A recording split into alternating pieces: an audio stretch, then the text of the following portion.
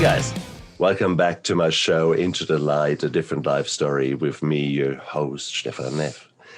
It is a cool day for a new interview.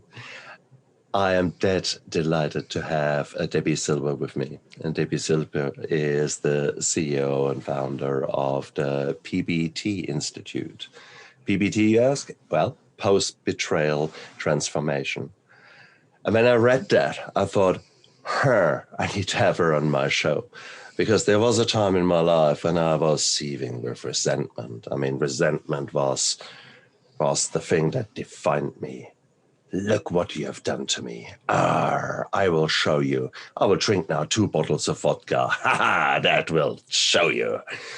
Yeah, didn't end up well for me. So the resentment and the anger, I talked about it in many other shows. But the betrayal, people are doing not so nice things. And how do you deal with that? And what does it mean? And how can you translate it? And how can you take it and let it become a catalyst rather than something that defines you and tears you apart? And that's exactly what we're going to talk today about. So, Debi, thank you so much for coming onto my show. Thank you so much. Looking forward to our conversation. Oh, hell yes. I could talk hours on that topic from a victim point of view. And it's interesting, just the sheer fact that immediately I want to tells me maybe that I need to do a little bit more work on myself. Obviously, there's still some bits sitting there. Hang on, I have more to say. Shut up, Stefan. You're here to talk to Debi and to try to figure out what was her story. But in order to transform yourself, you need to be in the darkness yourself. In order to see the light, you need to wallow in misery. And obviously, the very first question comes to in my mind, well, I know how bad my story was. What happened to you? You know, I don't think anybody wakes up one day and says, you know what, I think I want to study betrayal. It just doesn't work like that. So this is my 30th year in business. And I started in health, mindset, personal development forever. And then I had a horrible family betrayal. I thought I had done the work to heal. A couple of years later, it was my husband. So like anybody who's been through it, I was blindsided, devastated, heartbroken, got him out of the house. And here I was with 4 kids and 6 dogs and a thriving business. And I took a look at what was common to those 2 experiences. And I realized it was always about everyone else, never about me. So I said, okay, well, something's got to change, and that's going to be me. So I was desperate to understand how the mind works, why we do what we do, and how I can heal. So I enrolled in a PhD program in transpersonal psychology, the psychology of transformation and human potential, because I was healing. I didn't quite understand it, but I wanted to know more. While I was there, I did a study. I studied betrayal, what holds us back, what helps us heal, and what happens to us physically, mentally, and emotionally when the people closest to us lie, cheat, and deceive. That study led to 3 groundbreaking discoveries, which changed my health, my business, my lifestyle, my life. Wow. Okay. You are definitely a woman who is able to harness the demons that are deep inside of her and turn that around. Mm-hmm. But initially, that wouldn't have been the case. You very quickly in a side sentence said, I felt horrible. But you had far more eloquent words for it. How long did that period last? Yeah, where you actually went through the darkness? Yeah, it was the darkest period of my life, bar none. You know, and I had been through death of a loved one. I had been through disease. I was in the ICU for 11 days. That was one of the first discoveries. I had been through those things, but betrayal felt very different for me. Originally, I was studying something called post-traumatic growth, betrayal and post-traumatic growth. Post-traumatic growth is like the upside of trauma, how any trauma, death of a loved one, disease, natural disaster, whatever it is, can leave you with a new awareness, perspective, insight that you didn't have. Life is short. Appreciate the little things. But I was like, no, betrayal's different. But I didn't want to assume. And I asked all my study participants, and I said, if you've been through other traumas, is betrayal different for you? Unanimously, they said, oh my gosh, it's so different. And here's why. it's a complete and total attack to the self. Because it feels so intentional, we take it so personally. So the whole self has to be rebuilt. Abandonment, rejection, belonging, confidence, worthiness, trust.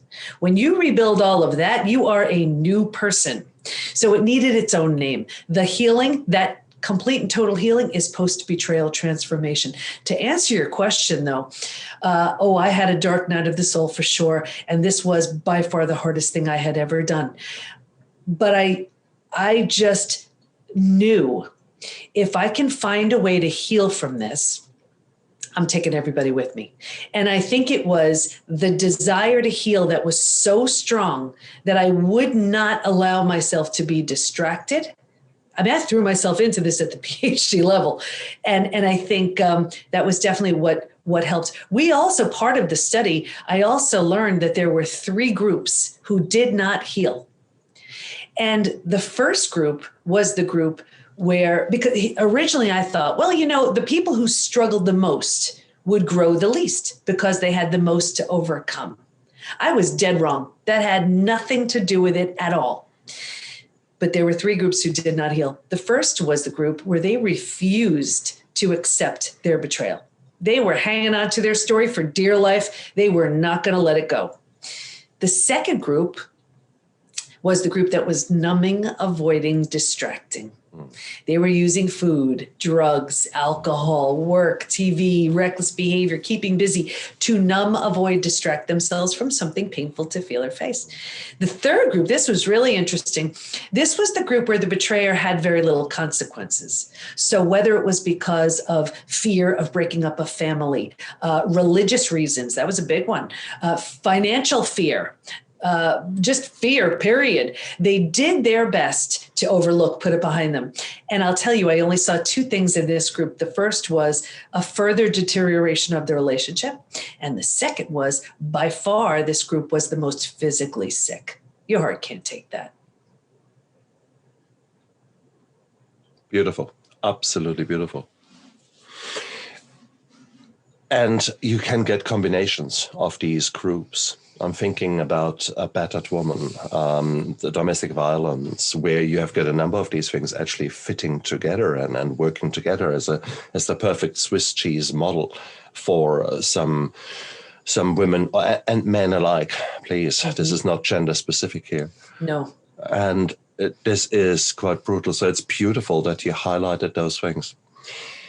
Transformation is like trauma. It comes in layers. And just as much as you need to address your trauma, need to address your underlying, the things that really occurred, layer by layer, and deal with things. That same thing happens with transformation.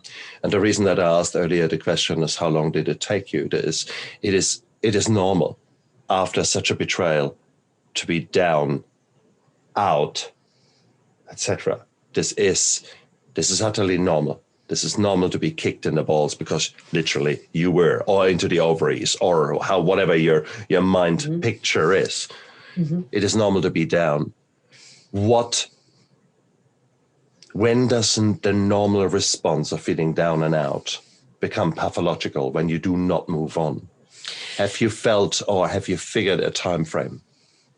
Yeah, the biggest needle mover when it comes to healing has nothing to do with time.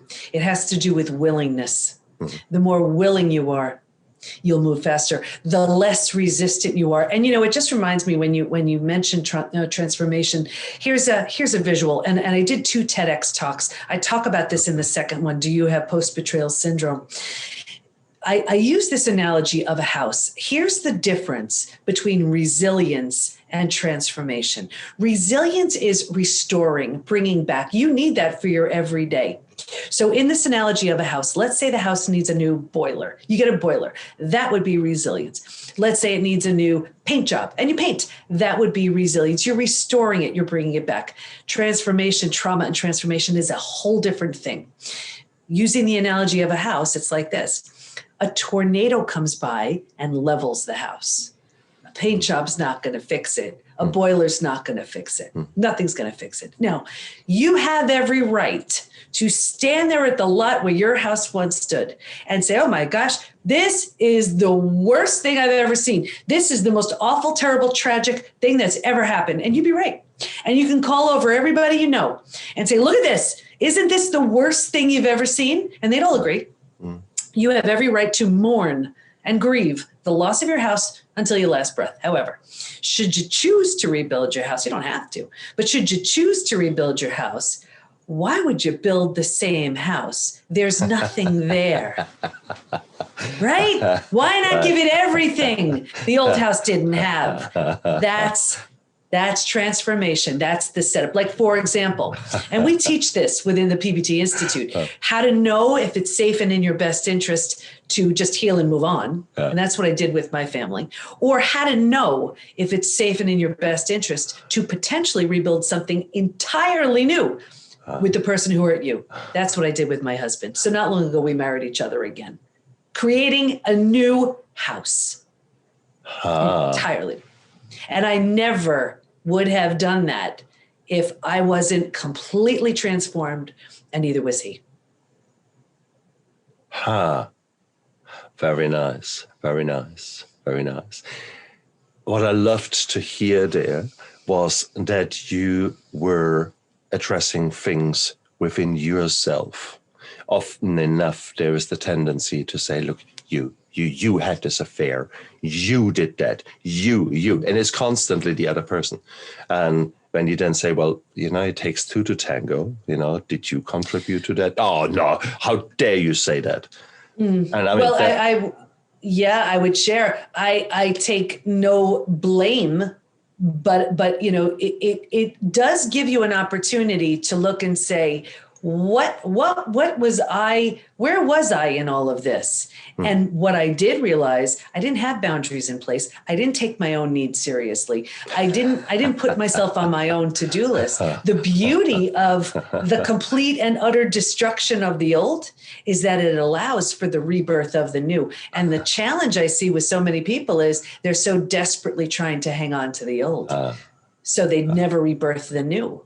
You're essentially, when you truly heal from betrayal, you're creating a new identity. You keep the parts you like, but you let go of everything that no longer serves. You have just described the transformation in recovery from a drug addiction. And in all fairness, you have described me to a point. And I guess that's where you could say that addiction, yes, that's the outward phase of trauma and the way we behave, and then in consequence behave stupidly. But ultimately, it's the dealing with the trauma, dealing with what has occurred to you, and dealing with and taking ownership, being very clear about your own role in those things that had occurred. That then led you to drink. That's the powerful thing. And you say that I like the tornado. I like the picture of an empty canvas that you can start a new painting on. That's exactly how I felt coming out of rehab. I had given myself to my patients, to everyone else but myself. I had to never put my needs to the forefront. However bizarre that sounds for someone as selfish as an addict, but that's a selfish behavior. I did not look after myself as a man, as a person, as a human being. And what you described, 100% fits with me. And it just shows the parallels and the importance that we talk about your post-betrayal transformation. And show that similar things happen in many other scenarios, and that we all can learn from each other. And that this is not a pissing contest, but is ultimately everyone can, at any one time, make a decision to turn their life around, to relook at things, and then take action. And that's exactly what you did. And to your point too, one of the most exciting discoveries was that while we can stay stuck for years, decades, a lifetime, and so many of us do, if we're going to fully heal, we're going to move through 5 now proven predictable stages. And what's even more exciting about that is now we know what happens physically, mentally, and emotionally at every one of those stages. And we know what it takes to move from one stage to the next. So addiction actually tends to happen at a certain stage, the most common stage we get stuck. I'm happy to go through the 5 stages. If Please. You took the words out of my mouth. Okay. And I go through them in Trust Again, my book, Trust Again. I go through them fully, but here's briefly, I'll share them. So the first was like a stage 1 is like a setup stage. I saw this with every single study participant, me too. If you imagine 4 legs of a table, the 4 legs being physical, mental, emotional, and spiritual. What I saw with everyone was this real heavy lean on the physical and the mental and kind of neglecting the emotional and the spiritual. So what does that look like? It looks like we're really good at thinking and doing and not prioritizing the feeling and being. Oh, yeah. But it's in the feeling and being. That's where intuition lies. That's what really would serve us if we strengthen that. Anyway, it's not to say if you're just thinking and doing and very busy, it's a recipe for betrayal, but it's just what I saw. Stage 2. But think about it. If there's a table with only 2 legs, easy for that table to topple over. That's what happens. Stage 2. This is by far the scariest stage. Shock, D-Day, Discovery Day. This is the breakdown of the body, the mind, and the worldview. Here's like where that person takes a mask off and says, oh, this is who I've been this whole time. You've ignited this. So there's a breakdown of the body. You've ignited the stress response. Now you're headed for every single stress-related symptom, illness, condition, disease.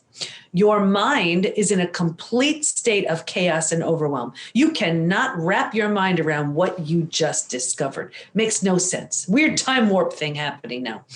And there's a breakdown of the worldview.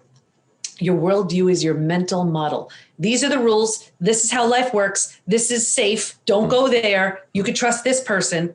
And in a moment, all of the rules are completely shattered. You probably remember exactly where you were, right? Completely shattered. And here's the thing. It's the bottom has bottomed out on you. If you were walking down the street and the bottom were to bottom out on you, though, what would you do? You'd grab hold of anything and everything you could to stay safe and stay alive. That's stage 3, survival, right? Survival instincts emerge. It's the most practical of all of the stages. If you can't help me, get out of my way. How will I survive this experience? Who can I trust? Where do I go? How do I feed my kids? Here's the trap, though.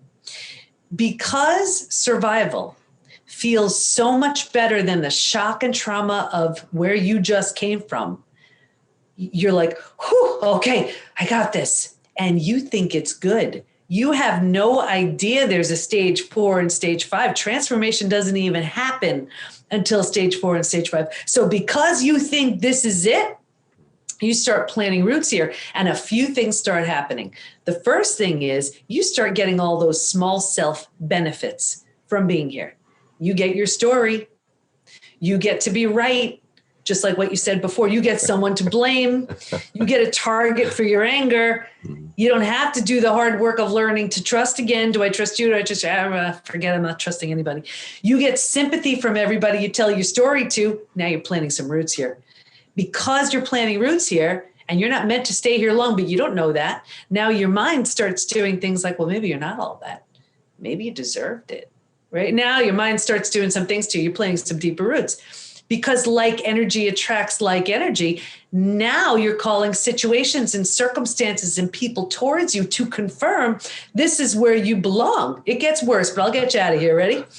Because it stinks, you don't like it, you have no idea there's anything better out there for you. Here's where you resign yourself to thinking, I don't know if it's going to get any better, so I better find a way to make this work. So here's where you start using food, drugs, alcohol, you see, work, TV, keep you busy. Now, you do this for a day, a week, a month now to habit, 5 years, 10 years, 20 years. And I can see someone 20 years out and say, that drinking, do you think that has anything to do with your betrayal? They'd say, are you crazy? That happened 20 years ago. Doesn't matter. They put themselves in a perpetual holding pattern that whole time. That's stage 3. Does that make sense? Hell yes. Yeah. So if you're willing to let go of those benefits and all the things you get with it, a few things you need to do, you can move to stage 4. Stage 4, this is where transformation begins. Stage 4 is finding and adjusting to a new normal. Here's where you acknowledge, I can't undo my betrayal, but I can control what I do with it. And I always use the example of if you've ever moved to a new house, office, condo, apartment, whatever, your stuff's not there. It's not quite cozy yet, but it's going to be okay. When you feel that, you're turning down the stress response. You're not physically healing just yet, but you've stopped creating the massive damage you were causing in stage 2 and stage 3. Now, here's what's interesting also. If you were to move, you don't necessarily take everything with you, right? You don't take the things that don't represent who you want to be in your new space. And what was so interesting was if your friends weren't there for you, here's where you've outgrown them. You don't take them with you. And people say to me all the time, Dr. Debi, I've had these friends 10, 20, 30 years. What the heck? Is it me? Yes, it is. You're undergoing a transformation. You've just outgrown them. Anyway, when you're in this space, you're making it cozy, you're making it home, you're making it all right. You enter stage 5. Stage 5 is the most beautiful stage, healing, rebirth, and a new worldview. The body starts to heal. Self-love, self-care, eating well, exercise. You didn't have the bandwidth for that earlier. You were surviving. Now you do. Your mind, you're making new rules, new boundaries based on everything you've learned. And you have a new worldview based on your whole experience. And the 4 legs of the table, remember in the beginning, it was all about the physical and the mental. By this point, we're solidly grounded because we're focused on the emotional and the spiritual too. Those are the 5 stages. Just like that. Bing, 5 stages. Yeah. What you have described is exactly my transformation. You've exactly. And it is so beautiful because as you say, it is a very winding path and you don't see what is ahead of you and you don't recognize where you are at on this path.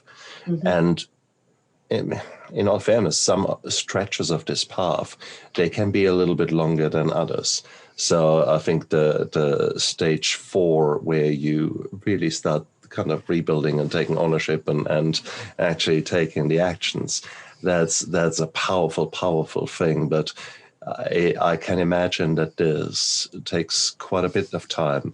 It certainly did with me. And as I said earlier on, hang on, the sheer fact that I can still get hot about certain things from the distant past means, well, have I really done all the work? Probably not. And I'm what now? 7 years clean, 7 years on my transformational journey. You would have thought that I got somewhere by now.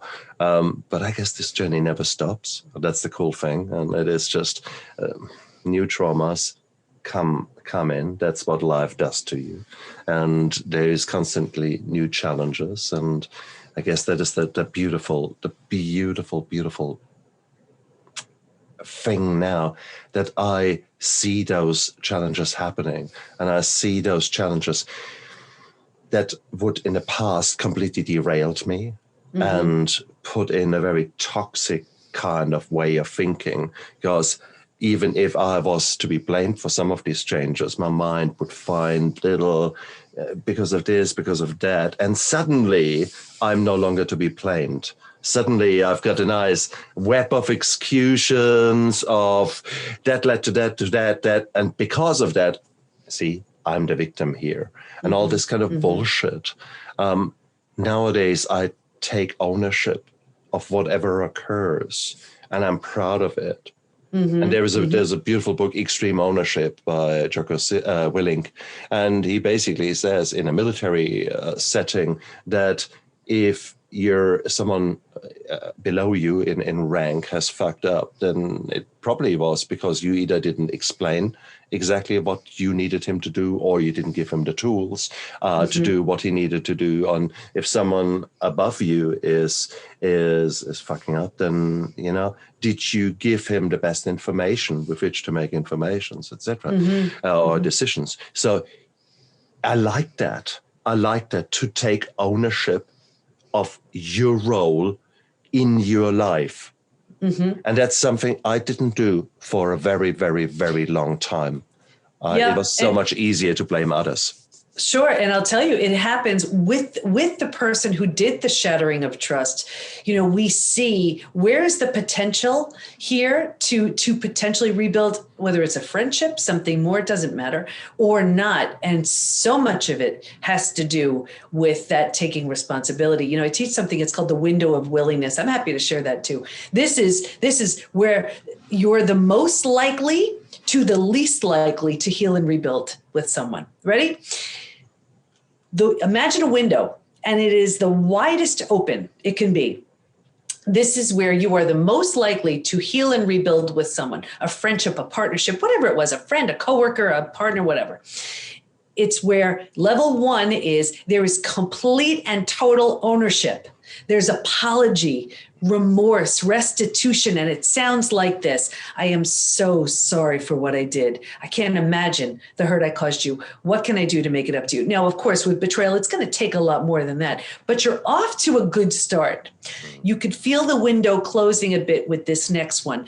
You still may be, willing to work with this, doesn't feel nearly as good. It's coming when you hear the word because. This is about excuses. I did it because, blah, blah.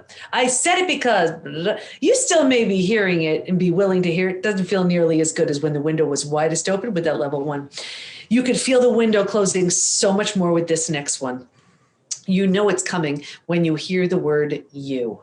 This is all about blame. I call this the two-sided slap. Well, I did it because you, I said it because you. Now here you are, you got betrayed, trust got shattered, and now you're somehow getting blamed for it. Don't believe this for a minute. This is crazy making. This is narcissism, gaslighting 101. Level 3 is usually close cousins with level 4, which is zero responsibility, no ownership, and it could sound like, I don't even know what you're talking about. You're making this all up. You're crazy. When you're dealing with a level 3, level 4, you have nothing to work with. At this point in their journey, they're unwilling or incapable, right? When you're dealing with a solid 1 or even a 2, then it's up to you. I love it. I would substitute or give an alternative to the you, and that is the but. No, I'm really sorry, but, which automatically means no, actually, no, you're not sorry. Okay. So, and it's so amazing, but guys, that's what our brain does, isn't it? It wants reward. It wants happiness. It doesn't want pain.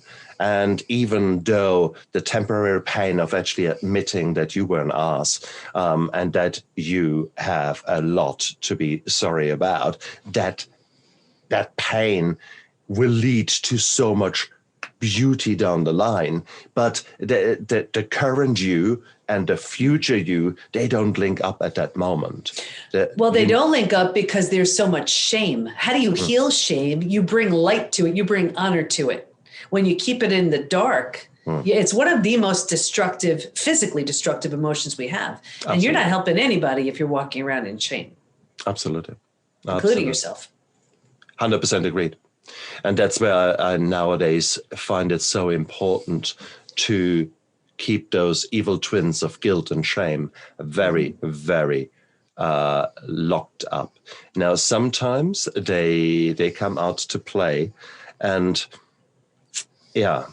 I had a not so nice outcome. I was informed that a patient felt quite sick after an operation, and she squarely blamed my anesthetic for it. No other reason, could possibly be anything else. And I immediately went into, where's my whip? I need to whip myself right now. It is just, how dare I? I'm not 100%. And it was quite a bizarre where this shame and guilt came from, powerful emotions, where I say, well, actually, that is, even if I give 3-4 drugs against being sick, there will still be one person somewhere out there I can throw the kitchen sink at. That's what I tell them all. Yet the physical response that I experienced at that moment, those dark emotions that came out were just, whoa, where do you come from? Nowadays, I've got the insight to deal with that, not to deal with the fact that she is not happy, but I deal with the way I'm responding or want to respond in a negative way. this kind of whipping myself to death. And no. But it is all these insights, they only come because I've started doing some very, very strong work there. And that's Debi, that's what you do. You're basically holding the mirror in front of people's faces and show them, hey, this is what is happening right now with you. Yeah. And it's even, there's so much that is left in the wake of a betrayal. It's so much so that was the third discovery, that there's actually this collection of symptoms, physical, mental, and emotional, so common to betrayal. It's known as post-betrayal syndrome. We've had over 19,000 people in the last year and a half or 2 years take the post-betrayal syndrome quiz on our site to see to what extent they're struggling. I even pulled some stats. I'm happy to read some. Please. Please. Yeah, because there are so many symptoms that people attribute to, oh, well, it's aging. Oh, it's just stress. No, it's not. It's your unhealed betrayal. So these are just some symptoms. And this is out of 19,000 people. 78% constantly revisit their experience. 81% feel a loss of personal power. 80% are hypervigilant. That's exhausting. 94% deal with triggers, and you've been mentioning that. So these are the most common physical symptoms. Ready? 71% have low energy. 68% have sleep issues. 63% extreme fatigue. They can go to sleep all night, wake up, they're exhausted. 47% have weight changes. In the very beginning, it could be weight loss. Then they use food to soothe, so it's weight gain.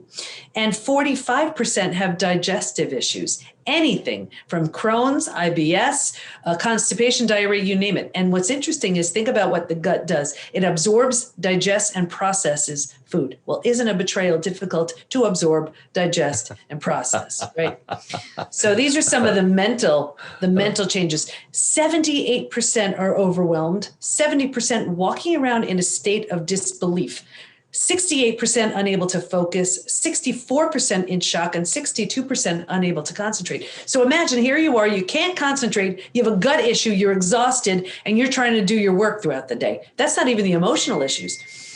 88% extreme sadness, 83% anger, 82% feel hurt, 80% have anxiety, 79% are stressed. Here's why I wrote trust again.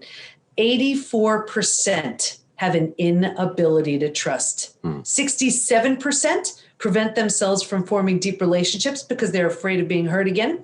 82% find it hard to move forward. 90% want to move forward, but they don't know how. It's all making sense now, huh? Hell yes. Yeah. But, and again, I like it a lot that you actually outlined all these stages and all these facts. They, of course, sound very, very similar to post-traumatic stress disorder. And I guess to a certain degree they are. Post-traumatic stress, yeah. Sorry, let me lead to one thing. Sure. What I love about the terminology that you use, etc.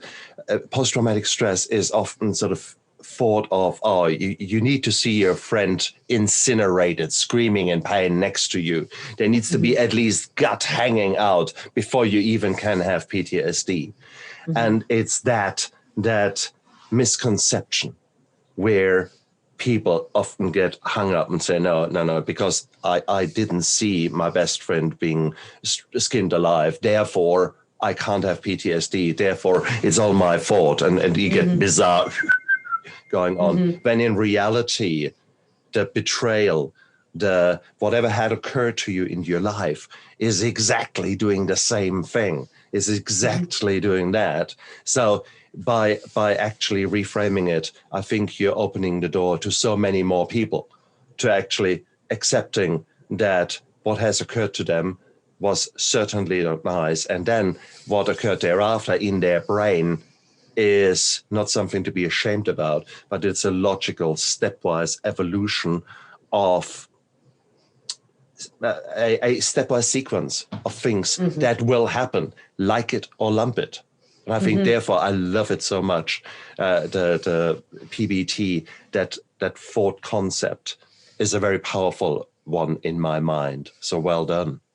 Thank you. Yeah, PTSD is very common very common with betrayal, and to your point, we think it's only reserved for, let's say, a war vet, and they hear the car backfire and they're reminded of their time in war. Very common to betrayal. The mind gets hijacked. The minute we're triggered, it's as if we're rediscovering D-Day all over again. So PTSD is common to betrayal, but post-betrayal syndrome, the difference is, because people say, what's the difference between PTSD and post-betrayal syndrome? PTSD is, are those experiences where cognitively your mind knows it's not happening, but tell that to your body feels it's right back there.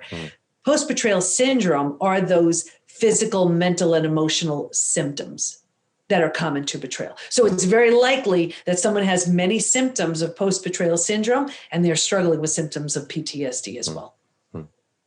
And as I said, I mean, they're the hypervigilance common to both, the revisiting thinking again and again and again, the ruminating, the waking up 4 o'clock in the morning because you re-experience it there and then. So that is very similar. That is very similar to PTSD. What I'm saying is it's by actually accepting that there is a number of that there's so much trauma out there, and by accepting that you might actually have been the victim to such a trauma, first of all, to recognizing that something actually has occurred to you, and that, yes, you actually have been traumatized, you have been betrayed, and it's okay to say so, to throw out the denial to start off with. That is a very, very powerful situation to be. And I'm thinking, I mean, you must see that again and again in people who have been suffering from a very long time, who somehow get attracted to your message, but who will say, no, I'm sorry. No, there was nothing, no trauma. I've been living a really nice life. Yeah. The denial stage. How often is that there? Well, it's there as they're in that stage 3, and it doesn't matter if it happened 10, 20, 30, 40 years ago. If they have not done the work to move past it, they will remain in that stage 3. That may be, they're content, they're getting through their day, but they haven't undergone the transformation. So if that's good enough for them, I mean, I don't know what to tell you. That's not what I'm going for. I'm going all the way out the other side of stage 5, but they don't know that. So that's okay. But to your point too, you were mentioning about just, speaking to people and that sort of thing. The wrong support is crucial with something like this, but the wrong support does more harm than good. And I have seen this. People come into the PBT Institute with therapy trauma, for example, or just, think about it. Your friend's like, oh, come on, get over it already. They have no idea. Here's the thing. You can heal from all of it. And I mean, we prove it every day within the Institute. However, you really need to be very careful who you're sharing this with, because transformation is a very personal process, and the wrong people, if you're speaking to the wrong people about it, if they don't understand, they don't get it, they don't understand how deeply painful it is, and to what extent it's hurting you, does more harm than good. And haven't we all met such people? And they Absolutely. mean well, because in their belief system, you have to be hard. You don't show your emotions, etc. That is their journey, and their journey, they may very well be from an older generation, and their coping mechanisms, their way they have dealt with trauma, was sort of working for them, and now they. Yeah. And I'll tell you, I actually feel worse for the men who've been betrayed, because, and we have men in our community, so much so that we have a men's club, so they're not bombarded by all the women, but the men are trained to just keep it to themselves, stiff upper lip, get over it. And it's not that they're not experiencing betrayal. I know, because I see it firsthand in the men who come into the community, but they don't have that luxury of that they know of just talking about it. Wish women it's more acceptable. So it's a different experience for the men. Absolutely. And being one, there is this temptation to be the fixer, to be the man who goes out and tries to do something. I'm the doer, I'm the fixer. And I'm acutely aware of that. Nowadays, my wife, the very first thing she says, look, you don't need to fix that, but you just need to listen now. And so, and that puts a smile on my face because she knows exactly how I tick. Because I love her, I love my children, I love my life. So if there's something wrong, okay, what do I need to do? And sometimes that's important. Okay, so in my job, in my as an anesthetist, you get called to trauma. You can't just listen. And you can't just be empathetic and maybe cry. There is no role for that, okay? I need to be the leader. I need to kick ass. And I need to do what I need to do. I might not like what I have to do, but it is what it is. So therefore, there's a role for that.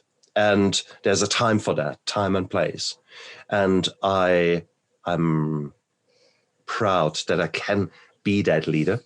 But I need for me the hardest thing was over the last 7 years to learn when to switch that leader off and when to be actually on the receiving end, when to give myself permission to say that today is not a great day and I actually just want to lie down in a fetal position and just want to cuddle up in bed and please no one disturb me.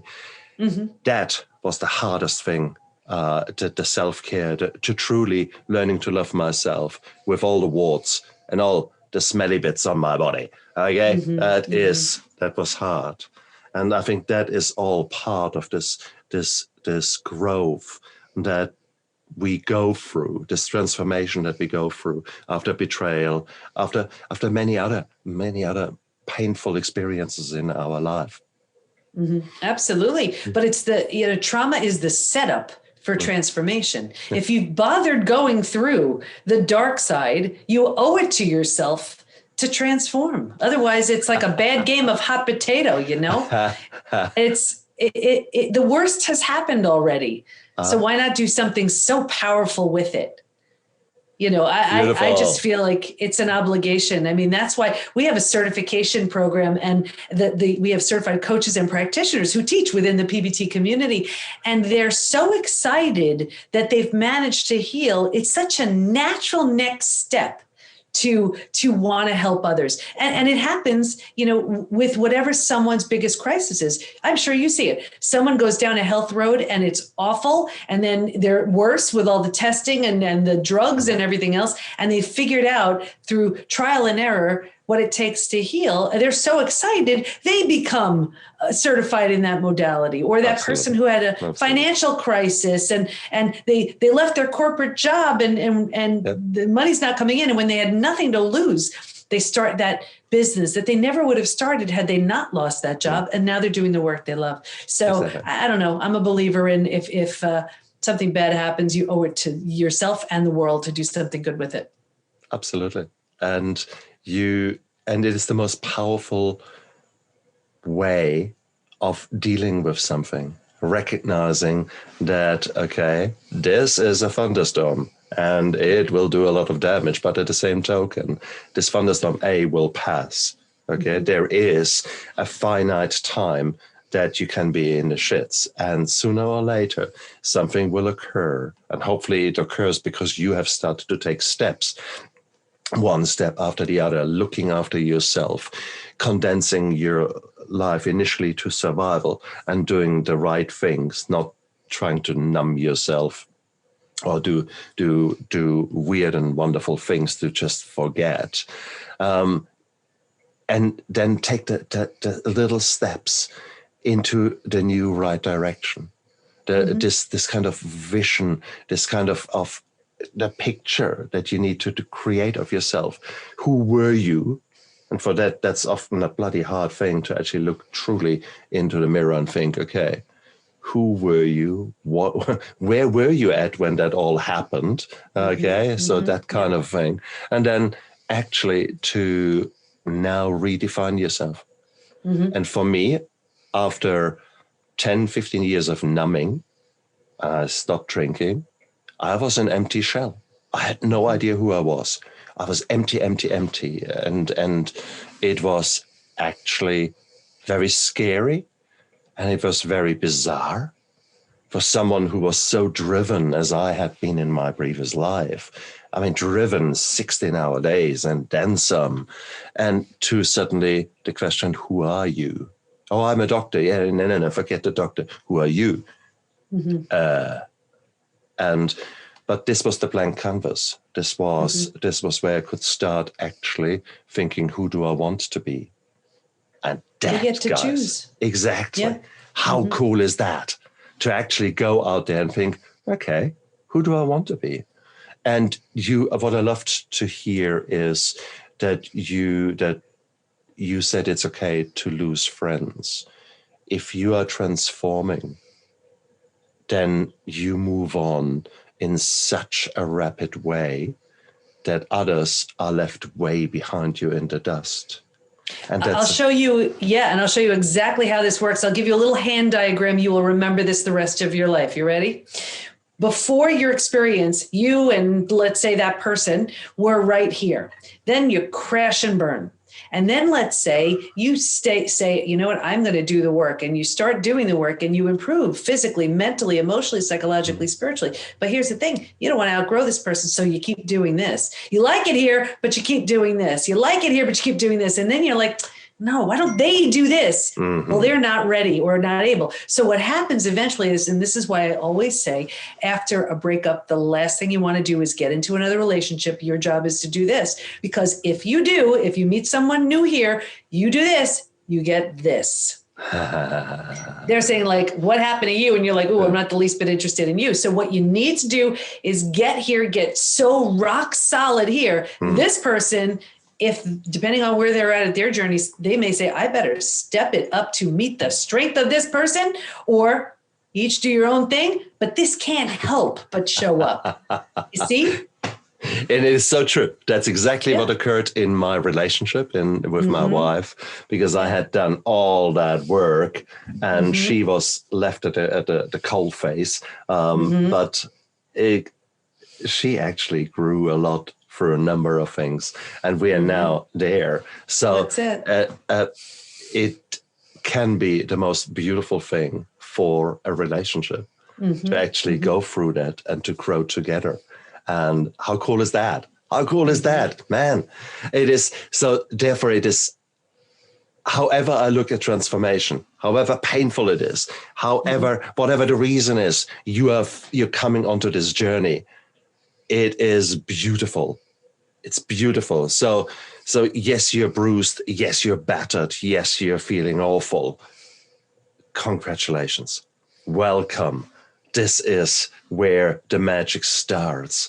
This is where Debi has been. And Debi is a woman who has obviously learned to do a lot of things with herself and analyze herself to start off with, and then take action. And that's your 30-year history in what you have created in the past. But what happens when you then actually take those steps, take the willingness to take action and focus on those things that are actually important? Not necessarily that business is not important, but you, to actually look at you, analyze you as if you were a business, and throw out the bad things that are basically losing money or that are destroying your business, and strengthening, bolstering, adding foundations to the new business there. And this new business is you. How cool. Right. Well, but here's what I would say. The 30 years in business was not in this betrayal arena. It was health, mindset, personal development. It was only when I had the first betrayal and then the second one with my husband. So that was 5 years ago. Yeah. So everything, the PhD, the Trust Again book, the Unshakable Woman book, the 2 TEDx talks, the PBT Institute, the certifications, is only in that that period of time. And the beauty is you take everything that serves the health pieces, the mindset, the personal development, you add the spirituality and the psychology, you add the research and the proof. And that's what's been over the last few years. And that's, it's like anybody who's fueled by passion and their mission, because you're just along for the ride at that point. You just can't stop it. And it's beautiful. And that's why we are sitting here. For you, it's now about 5 o'clock. You should be thinking about clocking off, doing other things. No, you spend time and to share your passion with me. For me, it's early in the morning, and I was very happy to wake up trying to find my bearings. Where the hell am I? Oh, I'm having an interview with Debi. Oh, and it's that kind of yes. I've been working on myself here with your help. This morning, I had an hour of therapy now listening to you, and I'm internally grateful for that. It is beautiful. So that is taking action. That is taking ownership, responsibility. That is me. Literally, that smile that you see there now, that's not fake. That's really, really me. I'm that excited. And that is the life that is waiting for you guys out there. That is the life that you can achieve by actually starting to realize that you're in trouble, and accepting that there might very well be people out there who have been where you were, but who have actually put their thinking and their feeling cap on and have figured out ways maybe how to deal better with your suffering than you're doing right now. So, Debi, if people think, what the hell is this PBT Institute? I want to know more. Where can they find you? What's the story? I recommend everybody take the quiz to see to what extent they may be struggling. They could just find that at the PBT, as in Post Betrayal Transformation, thepbtinstitute.com/quiz. Brilliant. And have a look down there, guys, into the description of the YouTube video and of the podcast. You will find the link in there.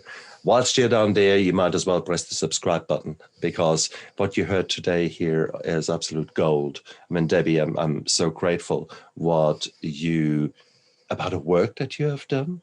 You went into this endeavor with a very scientific mind. And not many people say, okay, why don't I do a PhD in what occurred to me?